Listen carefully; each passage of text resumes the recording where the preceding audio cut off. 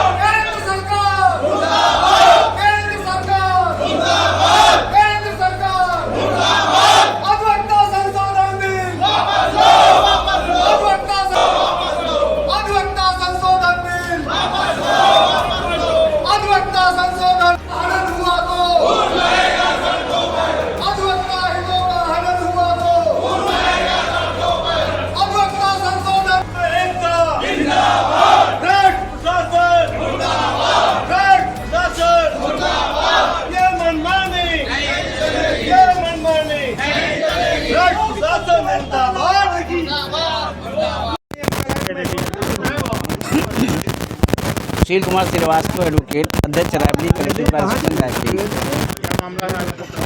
आज हम लोग इस बारे में प्रदर्शन कर रहे हैं कि केंद्र सरकार द्वारा अधिवक्ता संशोधन बिल लाया जा रहा है, जिसका प्रदेश सरकार के अधिवक्ताओं के द्वारा किसी प्रकार का कोई उस पर हस्तक्षेप भी नहीं किया जा रहा है।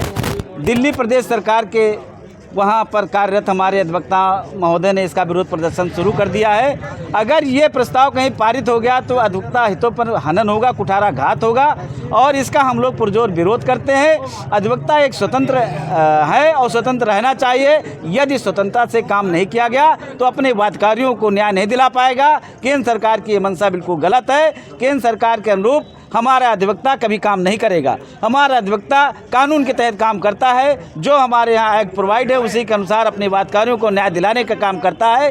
किसी प्रकार से कोई किसी प्रकार का दबाव नहीं मानता है। स्वतंत्र बॉडी है, स्वतंत्रता से काम करने दिया जाए। इसलिए हम लोग एडवोकेट संशोधन बिल का पुरजोर विरोध करते हैं और यदि केंद्र सरकार द्वारा कोई पुनर्विचार नहीं किया जाता तो हम लोग अपने बार काउंसिल के माध्यम से यदि हमको कोई दिशा निर्देश प्राप्त होता है तो हम लोग प्रतिदिन इसका विरोध प्रदर्शन दर्ज कराएंगे। ऐसा क्या है इस बिल में जो समस्या खड़ी होगी? इस बिल के माध्यम से बंधुआ मजदूर बनाने का प्रयास किया जा रहा है और यहाँ तक कि किसी प्रकार का कोई तो हमारा पहले का एडवोकेट एक्ट बना हुआ है वो हमारे लिए सुटेबल रहा, उसके अनुसार हम लोग कार्य कर रहे हैं। यहाँ तक कि हम लोग न्यायालय में किस प्रकार से केंद्र सरकार के बंधुआ मजदूर के रूप में काम करेंगे ये स्पष्ट उन्होंने नहीं किया है। उन्होंने यहाँ तक कह दिया है कि यदि किसी मुकदमे में किसी प्रकार का अधिवक्ता अगर फीस भी कहीं ले लेता तो उसको भी मुकदमा हारने पर वापस करना पड़ेगा।